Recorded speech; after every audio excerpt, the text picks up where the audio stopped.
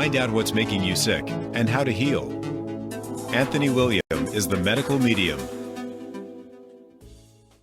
Hello, I'm Anthony William, and you're listening to the Medical Medium Radio Show, where each week we bring the most advanced healing information decades ahead of what's out there now. No one has 10 or 20, 30 years to waste or wait for information when they can get information to help them heal and move forward. This isn't information that's regurgitated or recycled theory over and over again that keeps on getting in books I see out there over and over and gets on the internet and everything else.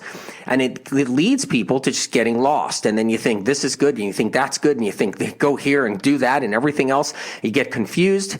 And even if you do things that are medical medium related, you only do one thing and you're doing it for a little while, but you're not doing another, and you're not reading the books, and you're not doing this, but you're doing somebody else's thing, and you're still doing other information, and it all gets wrapped up into a big bundle of mess. But the information you need to know is clear, and the truth is always clear, and it's there. You just have to give it a little bit of your time and energy to look into it, listen to the radio shows, get the Medical Medium radio books, not the radio books, Medical Medium book series, and just know that, like right here, we're talking about liver rescue, we're talking about weight gain today. So just know that this is out of liver rescue. So, and I'm only going to be able to scratch the surface to the truth about weight gain, because you really have to read about it all about in liver rescue, because it's all wrapped up in the whole book. I can only give you so much in this hour. So we're going to cover so many different things along with weight gain. Why we gain weight, what's really happening, what are all the theories out there, how does it work, what's the whole keto thing, how does that whole work, ketosis, like all of that. Like, we're going to cover it all. I'm just excited, so I'm jumbling my words right here because I'm just excited. We're going to cover like what it takes to lose weight, what it takes in general internally, like what's happening inside your body. Like, don't you want to know what's happening inside your body? Or is it just burning fat? Is that what it is? Fat just burning into energy? Is that what we all think? Simple as that? Oh, you're exercising and now you're burning fat, and that's all it is. That's all it is. That's not all. That's not what's happening. That's not all that it is. So we're going to cover everything. And the information you're going to hear is some of it's going to be pretty shocking for anybody just new on board that's never heard any of the information that I supply or provide out there. So let's go straight into it. Weight gain. Are you dealing with weight gain? Are you dealing with weight issues? First of all, if you were to ask 1,000 health and fitness professionals why someone was overweight, the majority would answer slow metabolism. Slow metabolism. Okay? That's the majority would answer, slow metabolism. All right. Now, if you think that is correct as far as it's because of slow metabolism, stay on and listen and just give it a chance, because that's not how it works. Okay. So we're going to go into that. The close runners up to slow metabolism, if you asked 1,000 health fitness professionals, okay, health or fitness professionals, the close runner up would be eats too much. Eats too much. So if you were to ask 1,000 health and fitness professionals why someone was overweight, the close runner-up would be eating too much, okay? And that alone is ridiculous, believe it or not, in many ways, all right? Then, they would say, eats too many carbs. And the next runner-up would be doesn't exercise enough. So there you go. Even if someone's losing weight, they don't have a scrap of fat on them outside, it doesn't mean that something isn't wrong internally, and they're not going to have a heart attack like I see all the time. People at age 42 in the best health I've ever seen, that you could ever see on the outside. They're exercising, they're losing all their weight, and they die. Absolutely. Because there's something else going on, because you can still have liver problems, and that's what we're getting to, and that's the whole point. Weight gain is all about the liver. And you can have no fat on the outside of the body, what it looks like. You could be exercising, you could be doing good, and the liver is still struggling, and it's still a fatty liver or sluggish liver with fat internally inside, wrapped inside and around it, causing pressure on the heart, that's why so many athletes or fitness people die of heart attacks in their 50s, in their 40s, in their late 30s. Yeah. Lots and lots and lots of them. It's almost actually ridiculous to the degree of how it works. Oh, was it just a heart problem? Oh, it was their time to go. I guess it was their time to go. Maybe it was just a heart problem. Maybe it was genes. It was genetic. I hear that all the time too. Being in the health field for decades, being in the field for decades, and also working on a large amount of people, 7 days a week, years and years, starting since I was younger. And being that I've seen so much and talking with so many professionals and doctors and different people in the field, the amount of people that get heart attacks without having fat on their outside of their body, it's extraordinary to the level. And it's not because, they had this, this faulty little thing going on. They had an electrical thing happen to their heart. They had this going on. No, that's not it. Or they had a stroke. They were running, they were runners, and they stroked out. They exercised every day. I don't know. I don't get it. They exercised, they watched their carbs, they did what they did or whatever, and they had a stroke. And it doesn't make sense. Why would they have a stroke? I mean, they're only 52. Why would they have a stroke? They look like they're in the best shape ever. They're only 43. Why would they have a stroke? They're only 39. Why would they have a stroke in the middle of the night while they're sleeping?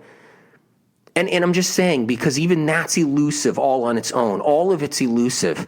Weight gain doesn't even necessarily mean you have weight on the outside of the body. That's the irony of the whole thing. I mean, research and science is so behind on all of it. It's unbelievable. And like I said, if you were to ask 1,000 health and fitness professionals why someone was overweight, the majority would answer slow metabolism, which is the most ridiculous thing you could ever answer, because metabolism is a theory that we just are alive. Did you know that? That's all it is. See, hundreds of years ago, nobody knew what we kind of were or did. They didn't know we were alive, that when you ate a piece of food, it became some source of energy to make you actually walk, or that you can walk and utilize the energy. This was mind-blowing information back in the old days. The metabolism theory was mind-blowing because we were alive. It was the discovery that science said, one thing we know is that you're alive. That's what metabolism was. That's all it was.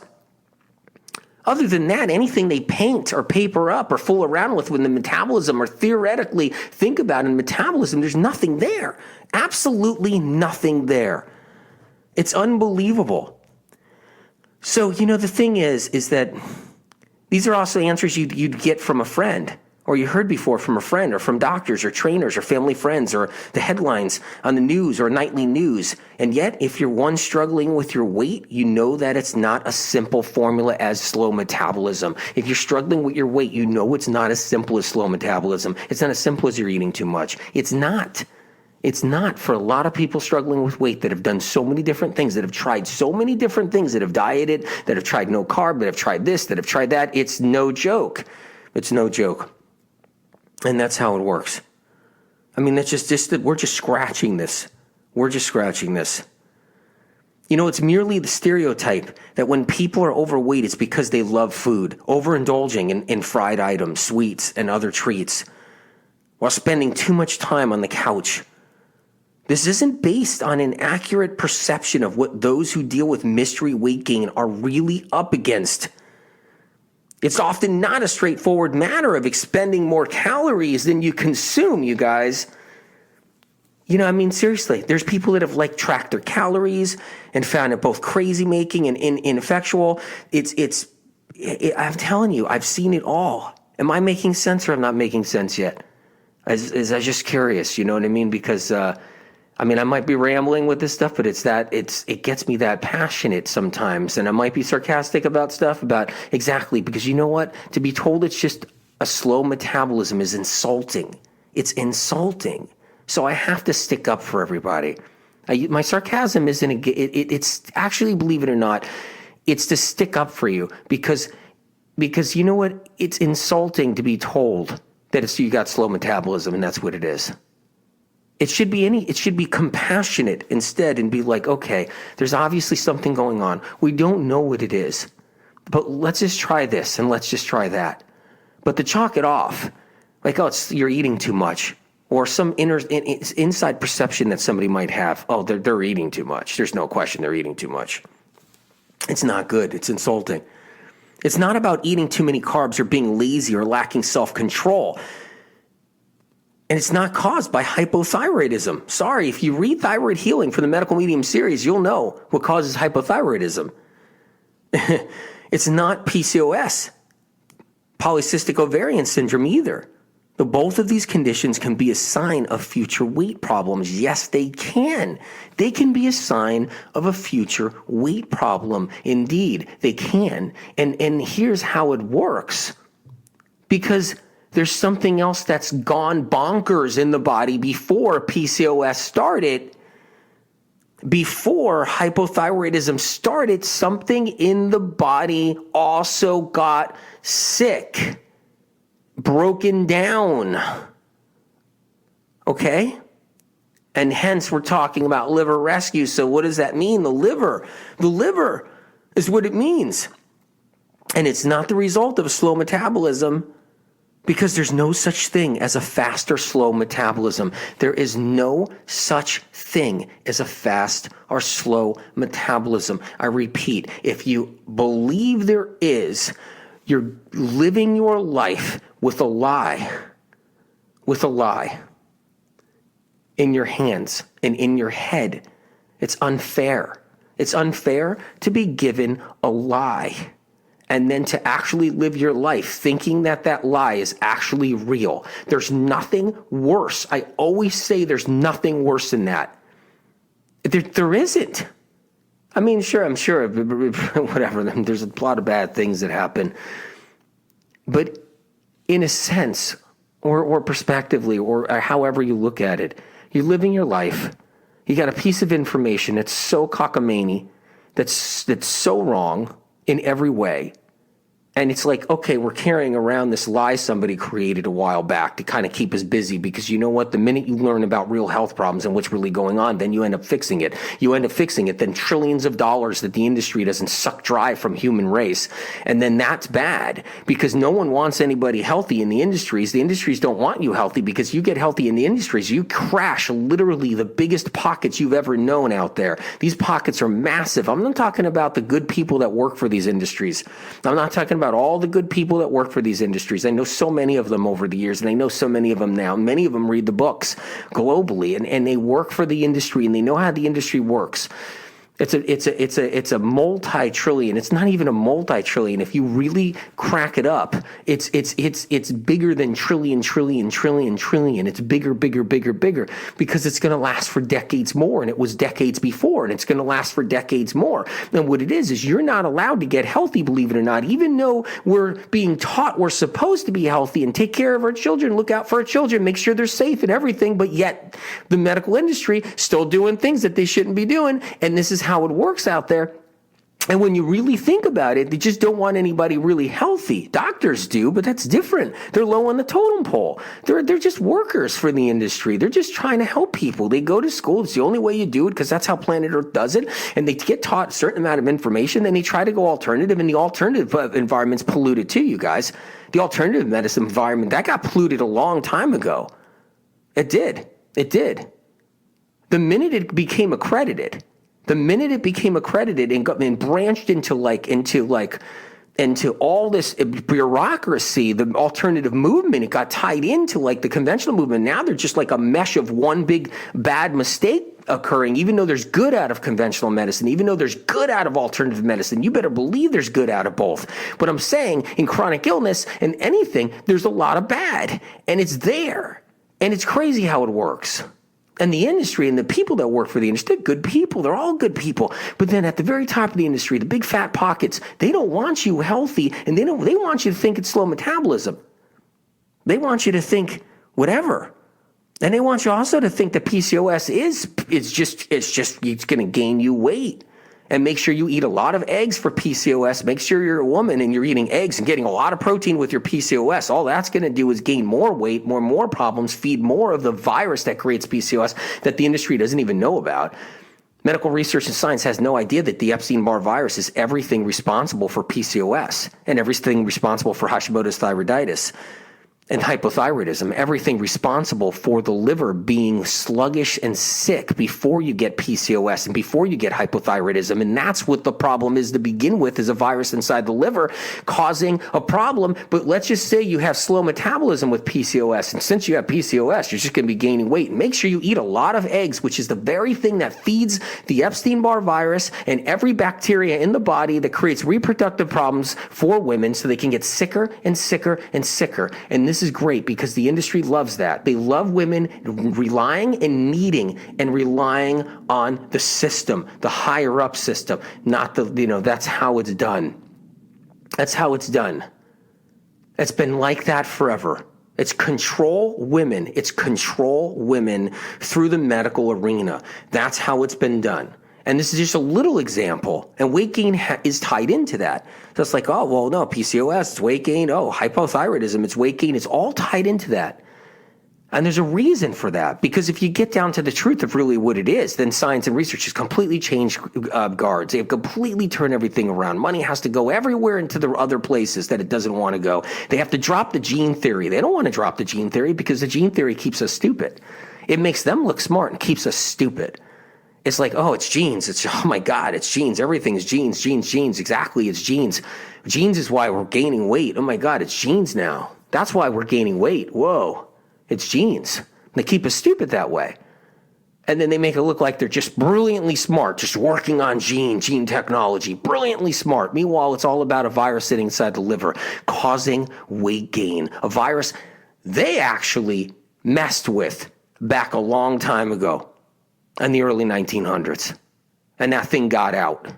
Okay, so it's even somebody's fault that everybody's walking around with multiple sclerosis. It's even somebody's fault that everybody's walking around with Hashimoto's thyroiditis. You 28-year-olds that just all of a sudden get shocked out of their life when they leave the doctor's office, and now they're like, I have to take pills, I have to take thyroid medication. What do I have to do now? My body's attacking itself. I got to go to 5 new doctors because I got fatigue and I got hypothyroidism. And it's somebody's fault going way back down the line in the medical industry, in research and science. The very people, the very machine that has your back is the reason why we're sick, but no one wants to tell us why we're really sick. That's why the Medical Medium series is even out there for anybody. And no one wants to tell you why you really have weight gain. Instead, it's almost like it's superficial in such a way that it's unbelievable, and it keeps us so stupid. That's the whole point. It's the whole point.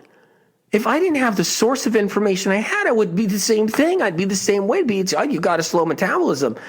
I don't know. Is it the liver? Is your liver? I don't know. What's going on? You got a slow metabolism? Who said what?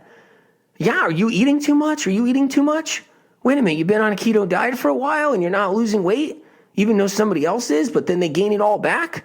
Wait a minute, what's going on? What are you doing? Are you exercising? Oh, you don't feel good? You just got a diagnosis too? What's happening? It's like I would be like that every day. It'd be confusing if I didn't have a source of information. The last thing I want to say may come as a shock. Since we're conditioned to believe a metabolism is a well-understood medical fact, we've grown up hearing the word used as though it's a rock-solid law of the universe. It's like it's a law of the universe. Who the heck, trying to bleep myself out from swearing, who the heck made that thing a solid law when it doesn't mean a thing besides the discovery that we were living? Who made that a law and then incorporated it into every fabric of weight gain and weight loss? It's almost disturbing. You can't even believe it. You can't even believe it. And so we've grown up hearing the word as though it's a rock solid law of the universe, when the truth is that metabolism is nothing more than the antiquated discovery that the body is a living organism that assimilates food and uses it for energy.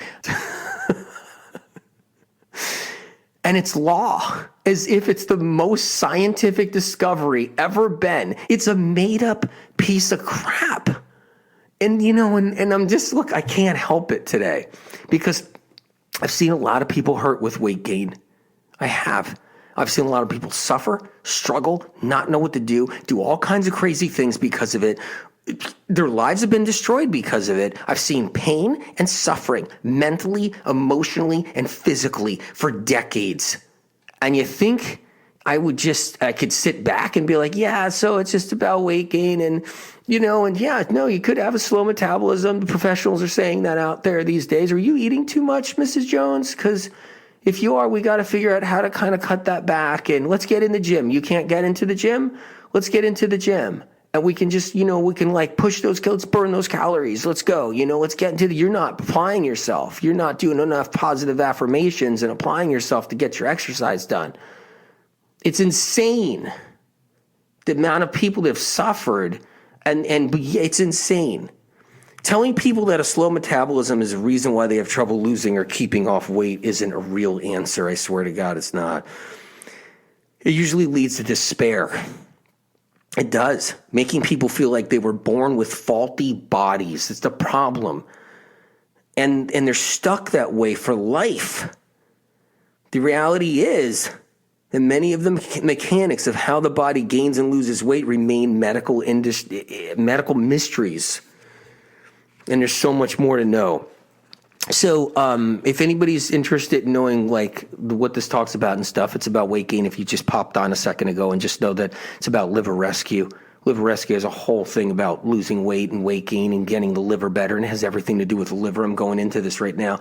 The thyroid liver link is really closely knit, just so you know, because thyroid and weight gain has everything to do with the liver, because it's not the thyroid that's causing the weight gain. I want to get that straight. If you look into Thyroid Healing, my book, that was just before Liver Rescue. If you look at that book, Thyroid Healing is all about the Epstein-Barr virus invading the liver, sitting in there long before it even moved to the thyroid. The weight gain was already well on its way and well established to be on its way, because the liver gets sluggish and stagnant because of viral infections. And right now, everybody's got a viral infection somewhere, whether it's mildly chronic. If you had a cold sore, you have a chronic simplex that's in the body, just nesting inside the liver. That's how it goes. If you had shingles 10 years ago and you're 45 years old and you had it when you're 35, it's still in the liver. It's in there. The liver gets doggish and you'll end up gaining weight later unless we take care of the liver and get these bugs out of the liver and get cleaned up and do what we need to do. If it's too scary to think you got a bug in the liver that lives there your whole life, then I get it. Then you know what? I get it. We can do baby steps. I can totally kick back and we can just like, whatever. We got a sluggish liver. Let's just, get into the gym. Let's work on it. I don't know what to say. I got to tell you the truth. I've been really annoying lately, and I know that. The funny thing is that with before I was a little bit more laid back, and I've been more annoying lately, and I get it, and I feel bad about it, and I hope you guys forgive me. But it's because I'm watching so-called experts now. It's almost like everybody wants a piece of bad information and to spread it. It's almost like it's like a disease, like like The Walking Dead. It's almost like the zombie thing going on. It's almost like health professionals or medical experts or doctors coming out of the woodwork to try to get their name on something and hang their hat on something, and they're just running around with the stupidest false information ever and spreading even more misinformation, when I've literally spent a lifetime thinking I was getting headway so I can help you guys. And so I get more sarcastic about it, because you wouldn't believe what's going on out there. Maybe you guys do. It's unbelievable. Just the celery juice alone. I spent a lifetime getting it out there. Now people are trying to claim it as theirs, and then they try to say something different about it, or here's what you got to do with it, or it's bad, or it's whatever. And they're just literally tripping people up. Let's talk about the adrenal connection to the liver. One of the reasons why our liver wears down and gets broken down and we gain weight later on is because of adrenaline.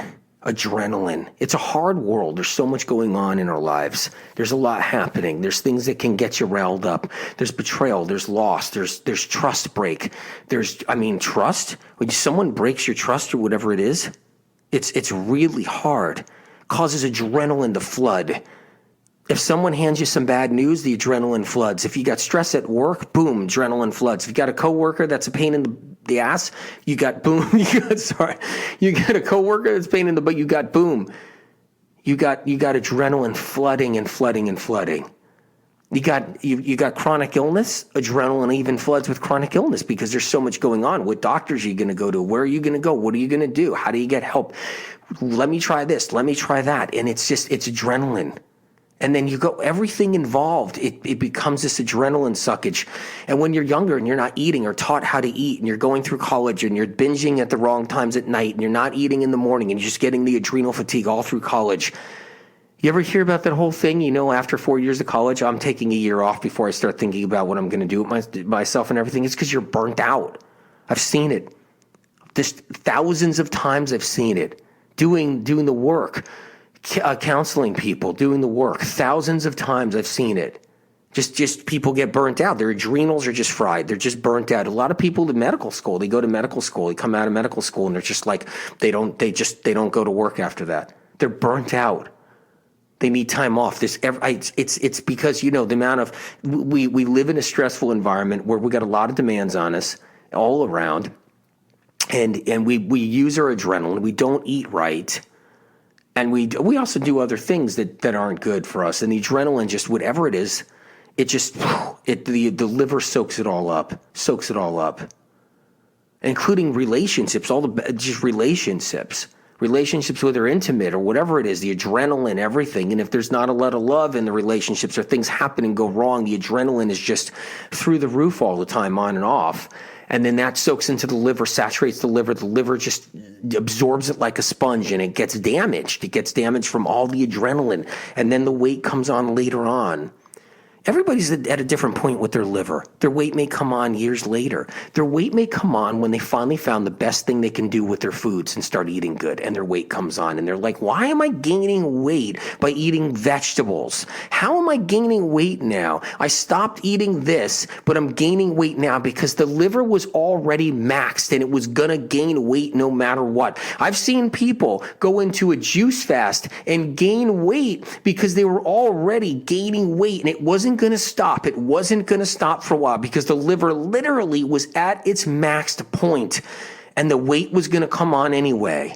I've seen people change their diet to a really healthy paleo diet and a year later they gain all this weight and they're asking their paleo coach.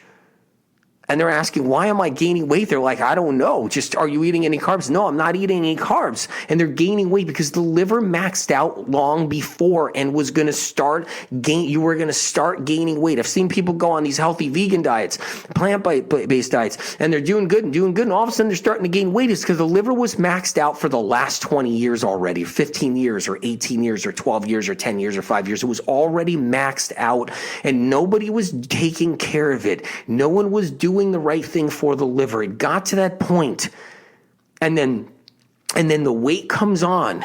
I've seen people go on healthy vegetarian diets and the weight come on, healthy paleo diets and the weight come on, keto diets and the weight come on. Of course, I've seen people lose weight from healthy plant-based diets, healthy vegetarian diets, healthy paleo diets, healthy whatever diets, and I've seen them lose weight. If the liver wasn't maxed out, they can then lose the weight. They may gain it back later. It could happen later. You better believe it because the liver may get maxed out because what's going on in the end? No one's taking out all the toxic heavy metals out of the liver. Nobody's taking the lead, the mercury. Yeah, traces of lead. You think a little tiny trace of lead in the liver is just fine and dandy to be in there? And liver's going to be fine for the rest of my life. I won't gain any weight. No, it causes weight gain and it's in everybody's liver. And you got the mercury, the lead, the arsenic, the aluminum, the copper, especially the copper. The liver saturates in copper. Copper's the worst. You got all of that sitting inside the liver. It's all in there. And then you got the viruses. If you have a cold sore, if you ever had a cold sore, that means that virus, that's sitting inside the liver. That's where it is. It's sitting in there. It's in there. If you ever had acne, that's streptococcus. Where's that strep sitting? Inside the liver. If you want to know about the liver and how to heal, you got to get the Liver Rescue book. Because I'm kind of doing a butcher job. Because the amount of information that's in there is that insane. And some kind of I'm doing a butcher job on this. I mean, I'm giving you the correct information. That's not it. It's just that I wish I can give you more and more and more. But you got to read the book too. You can't afford a book, whatever $15 book, wherever it is, you go to the library Absolutely. You go there and you get the book. 100% get the book. Here's the deal. So all this is inside the liver. So when you got the acne, you got all the strep inside the liver. That's what that is. And that's why the acne keeps on coming back out, keeps on coming back out, keeps on coming back out, goes away for a few years. If things are going pretty good, your immune system gets knocked down a little bit, you get a little low, comes right back out. If you're having a cycle, menstruation every month and your immune system drops because your immune system drops, then boom, strep comes back out. And then what happens? Your acne comes back out, all sits inside the liver, stays in there for a long time. Unless you work on getting it out, cleaning it up, knowing how to eat, know how to cleanse the liver, know how to take care of it. All this matters. Yeah. And so the bottom line is, that's what we have inside the liver. If we've ever had mono, have you ever had mono at all? Maybe you didn't even know you had mono. Epstein-Barr sits inside the liver all that time and sits in there and it wears the liver down. You've ever dealt with any kind of pesticides and these lawn treatments or, a park you've been sitting in or whatever it is and you got pesticides everywhere. You've been in an apartment. You ever go from apartment to apartment? They've all been treated. All of it. Apartment complexes all treated with insecticides. You got all this different stuff. It's all inside the liver. You go to the gas station, you're pumping gas, all those fumes. You get a little gas on your hands, all inside the liver. You breathe in everything, breathe in through the lung, all inside your liver. If you've been at a campfire having fun at some campfire and they're throwing treated wood in there and they started it with lighter fluid. It's all inside the liver. If you're working on your gas grill outside and you're cooking your lean protein on your gas grill, all you're doing is breathing in gas that's burning, that's burning, because that's what the gas grill is.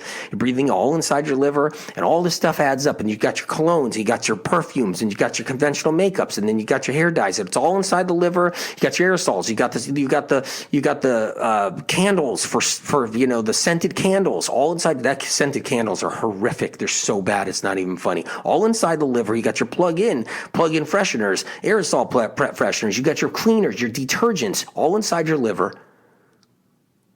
And then you got viruses feeding off of everything, all inside the liver. It grows over time. Then boom, your old monovirus comes back in a way that's your Hashimoto's. You're tired, you're fatigued, you're 43 years old, you're getting heart palpitations, you're getting hot flashes. Doctors don't know what the hell's wrong with you, the best ones out there, and you're just living your life like this. And then you get some weird diagnosis. You get some Lyme diagnosis because the Lyme machine is evil. It's evil because the labs basically control it all, and doctors don't even have a clue at all to what's happening behind closed doors and all the labs that are giving people bogus diagnoses of Lyme. The whole thing's insane what happens. If that made you mad just now, when you learn the truth, get real mad. How about that? All right? If that made you mad. But you learn the truth, get real mad. If you want to know the truth about Lyme, just get Medical Meeting Book 1 out of the series and just read that. And you'll know everything about Lyme that you need to know. It's unbelievable. But the liver, everybody with a Lyme problem has a liver that's loaded with viruses. Everybody with any kind of condition, and then you're taking pharmaceuticals, which doesn't even forget Lyme. It doesn't mean anything. You're taking pharmaceuticals, antidepressants. You're taking all these different pharmaceuticals. You took antibiotics for a bad cold, which there is no such thing as a cold, by the way. How about that for research and science?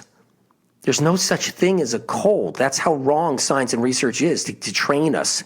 Oh, no, it's just a cold. No, there's only one bug that goes around that causes anything like that, and it's the flu. There's no other bug. There is no cold. There is no cold. They've all been literally abolished. There's no cold bugs. They're all flu bugs and only flu bugs. It's the industry. It's controlled. They're patented on top of it. It's flu bugs. That's all there is every year. And each person's, how they handle the flu or how they get the flu or how they deal with the flu is each person's. Some people don't get it that bad. Some people's immune system overcome it quicker. Some people get annihilated by it. Some strains of flu are much more aggressive. Some aren't as aggressive, and they act like what we would think is a cold. Oh, I just got a runny nose and sore throat a little bit, but I'm getting better. I'm coughing it out. I just got a cold. No, you got the flu. And what happens is all that, and then you get the medications, you get the antibiotics because you got the cough or whatever it is, and you're taking all the different over-the-counter stuff forward. All goes inside the liver. Everything goes inside the liver. And you add it all up, and the liver just says, I'm done. And then on top of it, high-fat diet everywhere. High-fat diet. Everybody's doing the high-fat diet. And you're burdening the liver because they're all thinking, no, fat's actually how you lose weight. You get off the carbs. It's all about the fats. And so they're all about the fats. All this misinformation, all these books, all this stuff out there. It's all backwards, and it's unbelievable. It's high fat everywhere now. High protein, which means high fat. The vegans, completely high fat. They're all high fat now because they're all thinking protein, high fat. Meanwhile, it's fat. And that's what it is. It's like the vegetarians, all high fat. These, whatever, the paleo, all high fat. That's what it is. And now you'll see, though, some are getting wise. Some of the professionals are getting wise, and they're starting to back down a little bit. They're saying, well, you can lower your animal protein a little bit. Why? Why? Because it wasn't working when it was too much. And I'm not against animal protein. I'm just saying, when it was too much, you're figuring it out finally. How many years did it take for you to figure it out? I have a whole chapter in Liver Rescue just about this alone, about the realization of the industry right now as far as with the high protein, high fat, and how actually it isn't good, and how they're starting to kind of figure it out a little bit out there. Maybe it's the work we're doing. Even the vegans, it's all about high protein, high fat. It's unbelievable. The one thing I'll tell you right now, you guys, if you're vegan, don't get tricked by something. If you're plant-based, don't be tricked by something. Don't be tricked by the old established laws of the animal product world. Vegans, they don't like the animal product thing at all. Okay, you guys know that. So the plant-based people, they don't like the animal protein. You don't like the animal protein thing at all. You don't like the animal meat thing at all.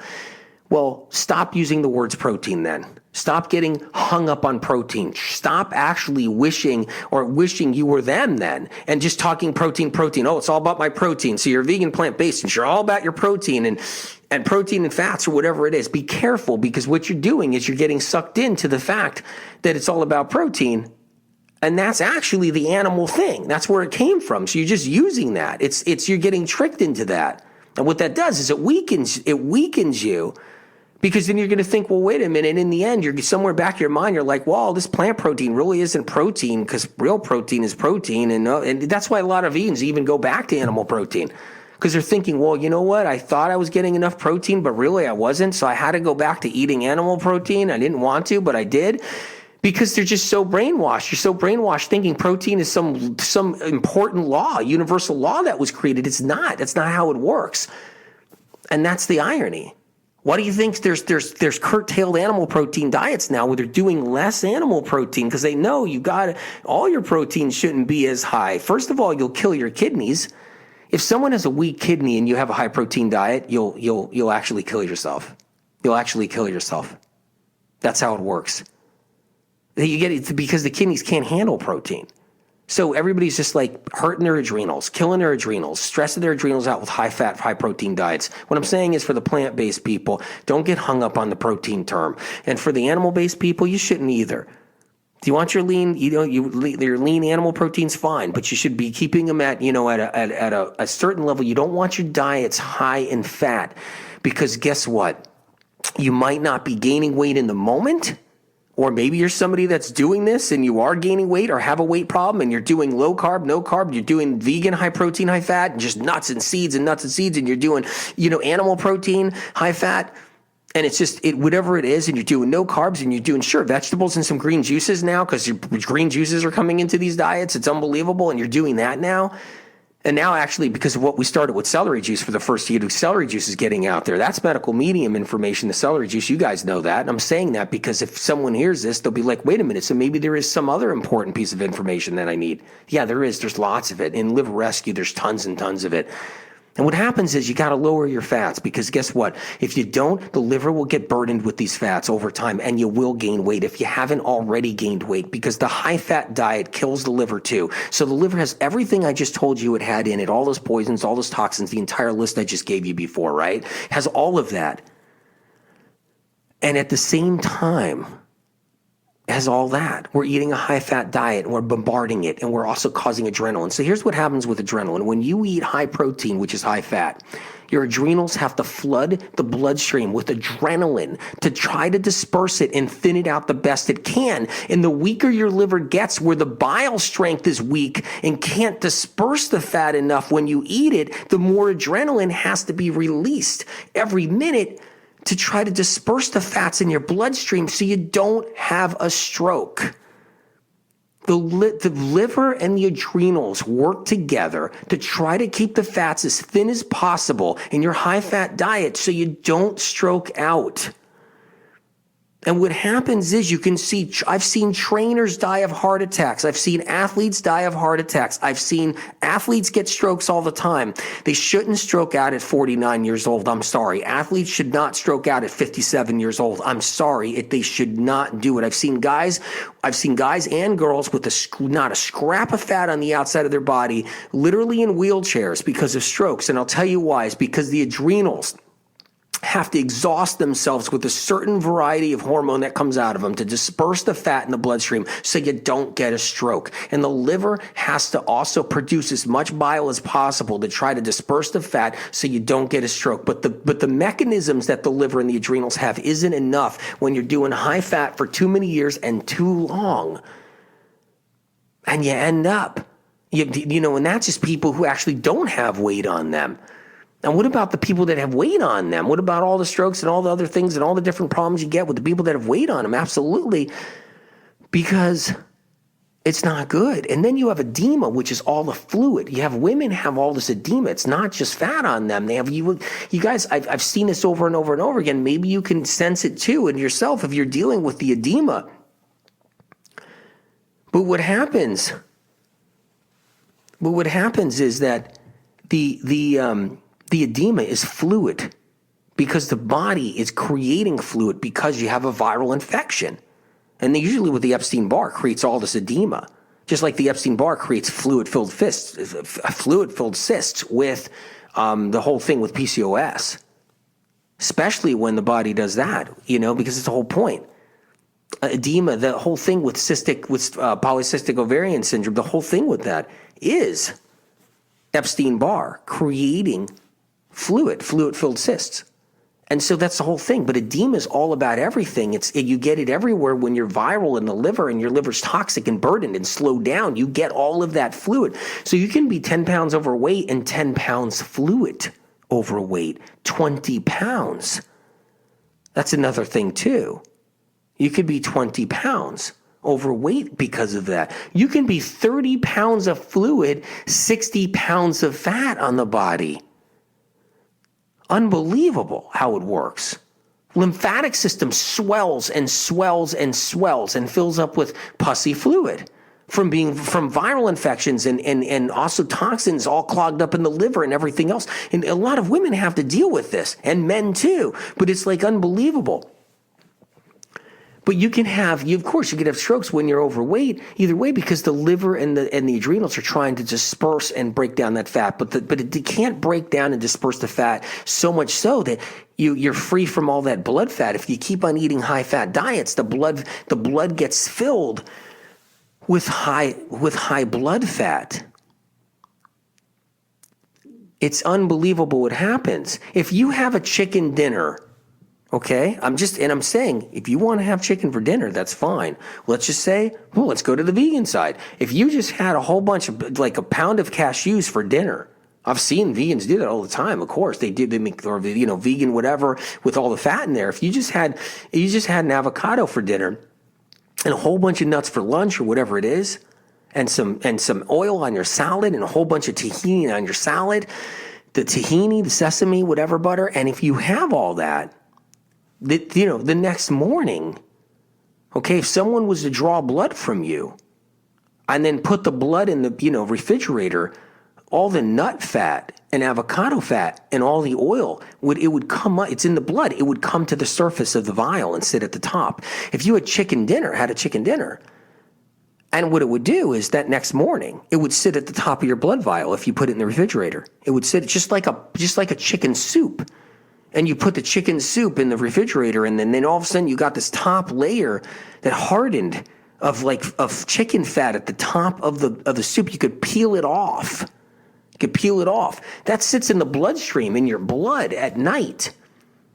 And the liver gets burdened with the fat and has to store the fat to try to protect your butt, to try to save your butt and save your life. So the liver's storing the fat and storing the fat and storing the fat. And finally it can't store it anymore. And then you get this pre-fatty liver a doctor can't diagnose.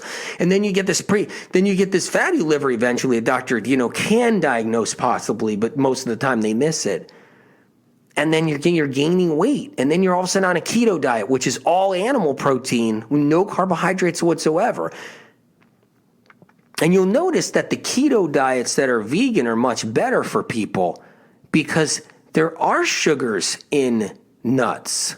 There are sugars in avocado, so they're not entirely keto. You see, when you're plant-based and you try to go ketogenic, you can't really go ketogenic. Sorry to tell you, you can't really go ketogenic. You still have a high-fat diet going ketogenic, plant-based, vegan, but you can't really be 100% ketogenic because the nuts have so many sugars in them. The avocado literally is a big hunk of sugar in the avocado. Olives have actual sugar in them. So these fats do have sugar in them. Seeds all have sugar in them. So there is a little bit of sugar. The animal proteins, it's not really there. So if you go keto animal protein, you really are going carbohydrate free. And I'm not saying that's a good idea. It's a terrible idea. I never supported a ketogenic diet yet, ever. And I never will in history. I'll tell you why. You know how your brain functions? It functions on glucose. It functions on sugar. You want to starve your brain of glucose? That's a dangerous thing. You do a ketogenic diet too long, you'll suffer 10 years down the road because of it. You'll suffer 15 years down the road because of it. You think it's fine and you lose a little weight to begin with, and you think it's this big theory that's working out great, and you follow it and you hang your hat on it, you get in trouble later on down the road. That's why I've never supported the ketogenic diet and the ketogenic movement. Is it popular? Yeah, it's popular because you get off of processed foods and you get off of fast foods and you jump into the gym for 2 hours a day or an hour a day for the first time and you starve yourself of carbs. You're going to lose weight and you're going to feel better and you're going to feel a little better in the whole bit, but you're hurting yourself for down the road and you're going to gain a ton of weight down the road. Because your body has to have a carbohydrate to survive. You have to have carbohydrates to survive. That's how the body thrives and lives. Every single cell in the body will only take a nutrient if glucose is available, if sugar is available. You can take all these supplements, and if you're on a ketogenic diet taking all these supplements and you have no sugars to actually carry the supplement into cells, the nutrients won't go into cells. It's so critical. Sugar is so critical, it's not even funny. It's absolutely critical. Fruit is critical in your diet. Butternut squash is critical. Even potatoes are critical. Sweet potatoes are critical. Anything like that. Even a complex carbohydrate like a potato, it's critical. It's so important. Fruit's really important. These are sugars that have to get in there. So if you're on a ketogenic diet and you're avoiding any kind of fruit, you're just totally getting yourself messed up. Plus, if you bring too much fruit in because you got such a high-fat diet, you get in trouble on its own because you can't have all this sugar when you have all this fat suspended in the blood. So you gotta bring one down. Are you going to bring the one thing that keeps you alive the longest, which is actually glucose, which is actually sugar, which is actually a carbohydrate, which keeps you alive the longest? Or are you going to bring down the fat that actually can give you a heart attack later on down the road, give you a stroke and stress your liver out so you gain weight worse than you ever did? One thing I see with ketogenic people is they gain weight 10 years down the road like they never did before. It's almost unbelievable because the liver was overburdened with so much fat for so long. And then on top of it, they starve themselves of carbohydrates, the very thing that only runs the brain. It's the only thing that runs the brain. The brain is fueled through glycogen deposits. Carbohydrates, the only thing the way the brain works. The liver is fueled by carbohydrate. Anybody that says a piece of fruit's going to make your liver problematic, is bad for your liver, it's absurdity. It's almost unimaginable to the degree of what that is. I don't even know what to call that. Just straight dumb? I don't know what to call it. It's terrible. I hate even saying that, but it's so bad. Here's the thing. The liver actually needs glucose. That's the whole point because it releases it into the bloodstream so you don't get diabetes. How do you like that? Your liver stops you from getting diabetes, but if you keep up with the high-fat diets and we keep up bombarding the liver and we never cleanse it and we don't know how to cleanse it, we don't know how to take care of it, what happens is it's all clogged up with all these viruses, all clogged up with all these toxins and everything else, and it's all bombarded and clogged up in there, and the high-fat diets are weakening the bile reserves, and the liver's stressed out. It can't produce the bile it needs. Your hydrochloric acid drops in your gut. You end up getting bloated. You got all these fats lining the gut that are rancid. Someone tells you to keep up on a high-fat diet, regardless of which one it is, and of course, if you're drinking juices in between it all, that's the only thing saving your butt with the ketogenic diet. If you're drinking juices, green juices, it's the only thing saving your butt with a high-fat vegan diet. It's the only thing saving your butt along with any kind of berries you ate. You ate a pack of berries, you just saved your butt. That's the thing that's saving your butt for a vegan diet.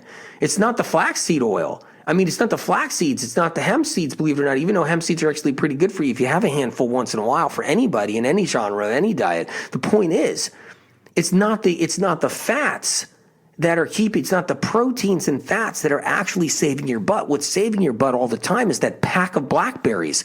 Same thing with the paleo people. What's saving your butt is that apple you just ate that you feel guilty about because you're being told not to eat a piece of fruit.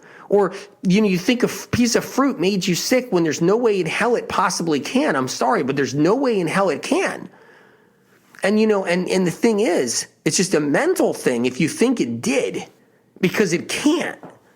On something else you ate days ago that's percolating in there, and the apple may want to try to push it out to save your butt. The thing is the very thing that saves your butt so you don't gain weight down the road is apples. It's on the cover of Liver Rescue, and there's a damn good reason why it's on the cover of Liver Rescue, because it's what saves your liver. And that pack of berries is what saves your liver so that you're not gaining weight down the road, so you don't get sick. So you can clean the liver up and get things out. And yeah, the green juices are what save, especially the celery juice, is what saves your butt. And I see people now in the paleo diets and in the ketogenic diets are doing celery juice now and everything else. And I'm like, yeah, what's saving your butt is my celery juice. That's what's saving your butt. It's unbelievable. And so you get the information, you get the truth, and you can learn about it. But you know what? It takes an open mind to be like, holy crap, what is this metabolism thing in the end? You're right. And they've tried to create as if there was there's science behind it, and they're trying to create bogus science off of it, and it's unbelievable. And how does it work with the liver? Exactly. The liver stores glucose to save your butt so you don't get diabetes and to protect you. The liver feeds off of glucose. Without it, it can't actually produce glucose, because it's what it does. It stores glycogen to produce glucose for your central nervous system, so you don't get all these different neurological problems down the road. Everybody with multiple sclerosis, Lyme, any kind of diagnosis that's anything neurological whatsoever, anything, symptoms, tingles, numbness, vertigo, ear problems, tinnitus, all neurological, headaches, migraines, tremors, shakes, eye floaters, all neurological. All because the liver has been dogged down by viruses and toxins. All because the liver has been dogged down by fats in a high-fat diet for too many years. And if high-fat, low-fat sounds so confusing, then, get the book, get it out of the library, whatever, or wherever you get books. Get it out and read it and know how to reduce the fats so you can then make sure you don't gain weight 5 years down the road. And if you're gaining it, you can lose it down the road. Whatever it is, we can lose the weight. We can get the liver better so we lose the weight and the weight gain goes away. And you can do your celery juice every morning and bring down your fats. And yes, exercise is important, but there's so many people that are so chronically ill and they're gaining weight they can't exercise. So we have to take it one day at a time, and you have to take it one step at a time. And all this ranting and raving that I'm doing is about the industries and about the misinformation and the theories that are poisoning people. And that's the part that I get upset about, not the people that suffer. And, and people suffer with weight issues and weight gain, suffer. And it's so heartbreaking. It is so heartbreaking. I mean, it is so heartbreaking. And they've been not given a chance throughout their lives to do what they need to do to get their weight down and to take care of the livers and to know what to do. Because that's the whole point. It's the Wild West. It's a dog-eat-dog world, and there really isn't a lot of chances or information out there. If I go looking for information, the information's horrendous on everything. Anything in chronic illness. There's not one truth laid out in it. And I need you guys to have the truth, no matter what it is and what's going on, so you can get better. So anyway, just a quick recap for a second. Just bring down the fats in whatever diet or aisle you are on, in whatever diet you believe in or subscribe to. Bring them down. Bring down the fats and proteins. Learn about that. Bring in the celery juice every single morning, 16 ounces on an empty stomach. Start cleaning the liver up. Just start there. Get the book Liver Rescue. Learn how to take care of yourself. There's so much more to do. But I stand behind you guys 100%. I love you dearly. And bless your heart. Bless your heart. Take one step at a time. And we're going to do this together. We're going to do this together. We're going to forge ahead, and we're going to get better together. We can. It is possible. I believe it's possible, even with the rhetoric that's out there. I believe it's possible, even with the misinformation out there. We can get you better.